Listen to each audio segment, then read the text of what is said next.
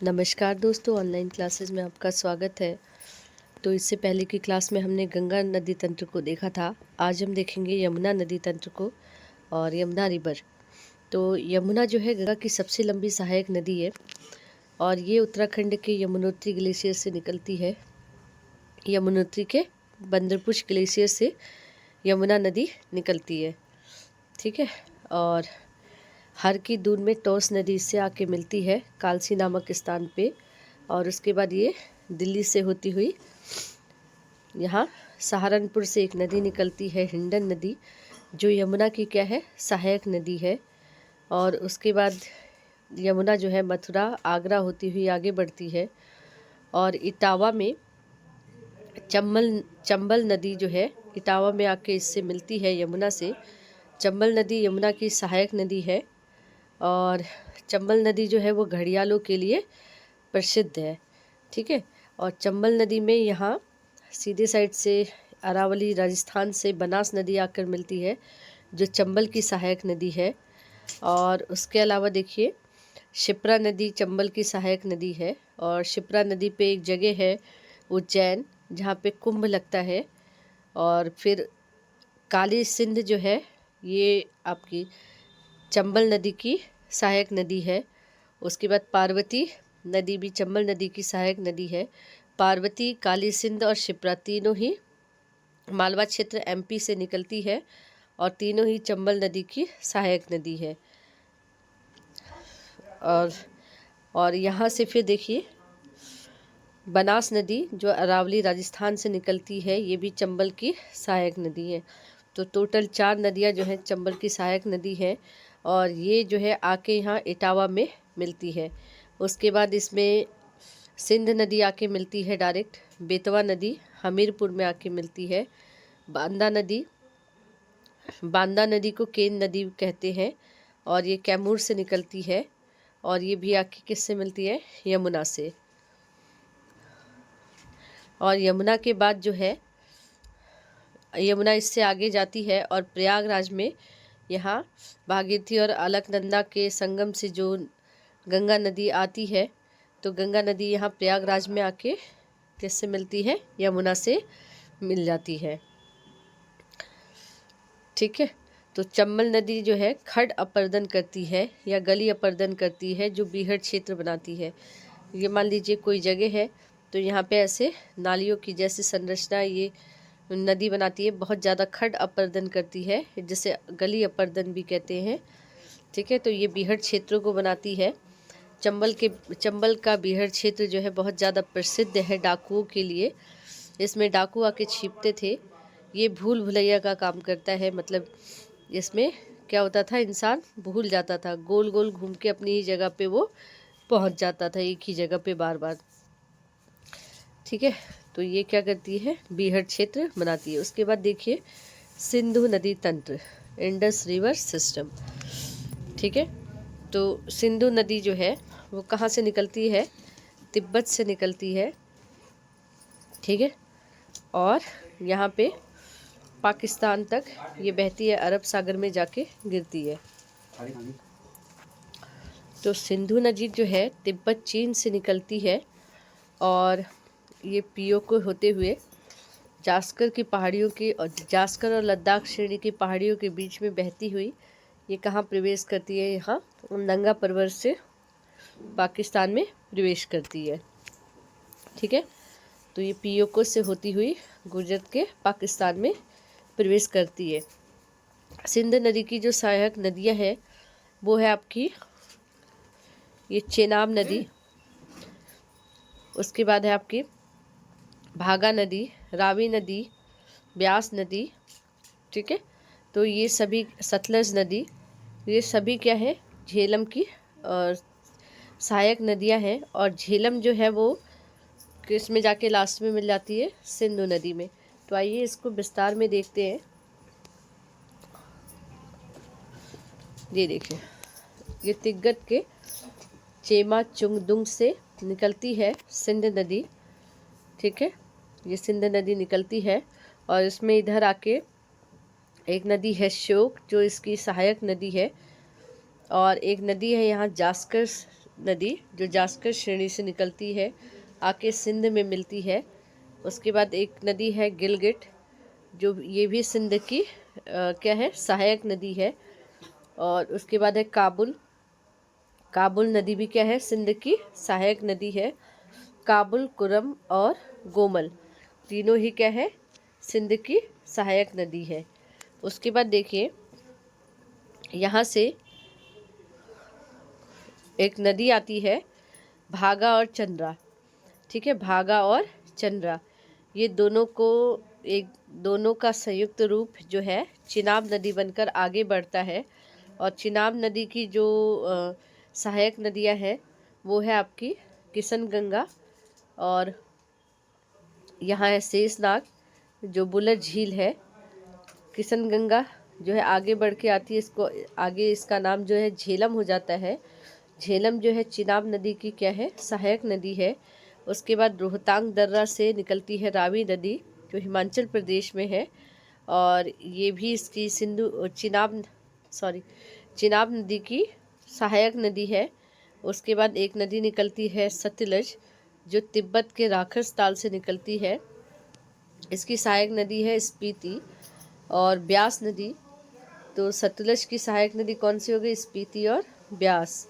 हरिके पंजाब में ये जाके सतलज से मिल जाती है ब्यास, और ये जो है पंचनद बनाते हैं। ये सारी नदियाँ मिलके पंचनद का निर्माण करती है, और मिठनकोट में जाके ये सिंधु से मिल जाती है। और इसके बाद ये आगे जाके कहाँ किस में समा जाती है, अरब सागर में समा जाती है।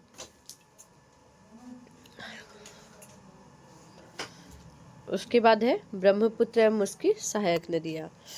ठीक है, तो देखिए ये तिब्बत का ये कैलाश पर्वत है, और यहाँ से सिंधु नदी निकली और जाके किस में मिल गई, पाकिस्तान से होती हुई अरब सागर में ये मिलती है। और यही कैलाश पर्वत से ही क्या निकलती है, ब्रह्मपुत्र नदी निकलती है, जो लास्ट में वेस्ट बंगाल में जाके गंगा नदी से मिलती है और बंगाल में की खाड़ी में आके गिरती है। ठीक है, तो ब्रह्मपुत्र नदी जो है तिब्बत में इसको सांगपो कहते हैं, अरुणाचल प्रदेश में इसे दिहंग या सियांग कहते हैं, असम में ब्रह्मपुत्र, बांग्लादेश में जमुना। भारत में लगभग 916 किलोमीटर तक ये बहती है। ठीक है, तो देखिए चेमा युटडुंग आक्सी ग्लेशियर से निकलती है, और यहाँ पे देखिए एक गर्ज है नामचा बरवा के बीच से, एक गर्ज नामचा बरवा पहाड़ी के पास से गर्ज बनाती हुई ये आगे बढ़ती है, और सदिया से इसका नाम क्या पड़ जाता है, दिहंग। दिहंग नदी जो है आगे बढ़ती है और यहाँ पे ब्रह्मपुत्र नदी के नाम से आगे बढ़ती है, और माजुली द्वीप जो है बनाती है। ये माजुली द्वीप क्या है, गुम्फित प्रवाह है, गुम्फित अपवाह। ठीक है, और ये धुबरी तक आती है, तो सदिया से लेकर धुबरी तक इसका नाम क्या है, ब्रह्मपुत्र, और इससे पहले क्या है, दिहंग। और धुबरी के बाद जो है ये जमुना नाम से नीचे की तरफ आती है। और जो ब्रह्मपुत्र नदी है वो तिब्बत, बांग्लादेश और भूटान तीनों देशों में बहती है। इसका अपवाह जो क्षेत्र है वो कितना है, तीन देशों में है।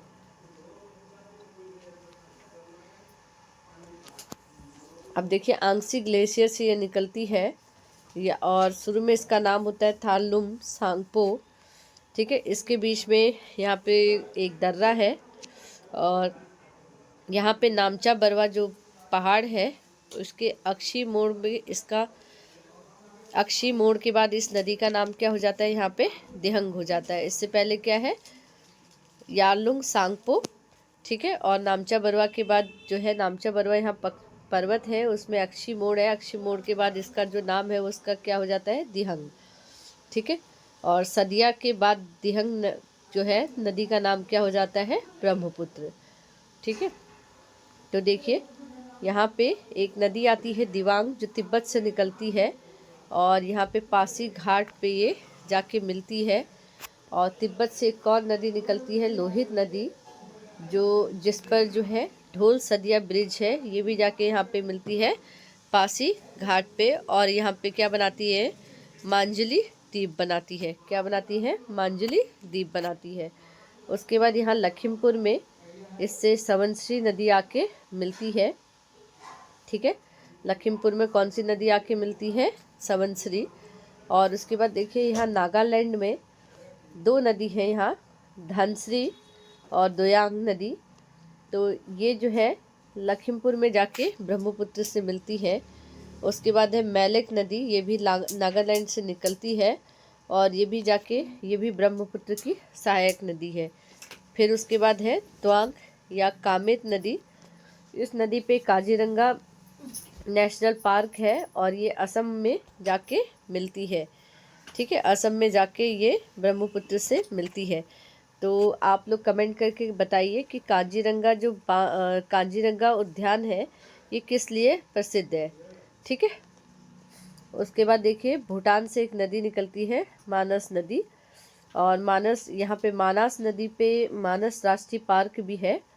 ठीक है, ये आके आपको किससे मिलती है? ब्रह्मपुत्र की, ये भी सहायक नदी है। और यहाँ मेघालय, ठीक है, मेघालय में आके मेघालय से निकलती है कोपिली नदी और ये भी ब्रह्मपुत्र में आके मिलती है असम में। उसके बाद है भूटान से एक नदी निकलती है संकोस, गदाधर संकोस, जो पश्चिम बंगाल में आके ब्रह्मपुत्र से मिलती है। उसके बाद ये बांग्लादेश में प्रवेश करती है। बांग्लादेश में इसको जमुना नाम से ये क्या है? प्रसिद्ध है। ठीक है, बांग्लादेश में ये जमुना नाम से ये नदी, ब्रह्मपुत्र नदी प्रसिद्ध है। उसके बाद आते हैं यहाँ पे सिक्किम से रैंगपो नदी निकलती है और रंगीत नदी निकलती है। और ये क्या करते हैं, इनके बीच में दार्जिलिंग की पहाड़ियाँ हैं। दार्जिलिंग की पहाड़ियों के बीच से जब ये गुजरती है तो तिस्ता नदी के नाम से गुजरती है। और दार्जिलिंग की जो पहाड़ियाँ हैं वो किस लिए फेमस है, कमेंट बॉक्स में कमेंट करके बताइए। उसके बाद ये ब्रह्मपुत्र में जाके मिलती है और यहाँ पे इस ब्रह्मपुत्र नदी का नाम क्या है? जमुना का नाम ब्रह्मपुत्र हो जाता है। ठीक है, उसके बाद इसकी सहायक नदी है पद्मा। और पद्मा और हुगली नदी जो है सुंदरवन के डेल्टा को बनाती है। और यहाँ पे इसका नाम है, यहाँ पे गोमती नदी आती है त्रिपुरा से और इसको मेघना नदी या सुरमा नदी भी कहते हैं, जो मणिपुर से आती है। ये भी इसकी सहायक नदी है। तो मणिपुर में इस नदी का नाम क्या है? बराक। मेघना नदी या सुरमा नदी। ठीक है, और ये क्या है? ये भी आके ब्रह्मपुत्र में मिलती है। त्रिपुरा से गोमती नदी निकलती है और ये मेघना नदी की क्या है? सहायक नदी है। और ये भी मेघना नदी जाके बाद में ब्रह्मपुत्र से मिलती है और लास्ट में ये बंगाल की खाड़ी में आके मिल जाती है। तो आज के लिए इतना ही, धन्यवाद।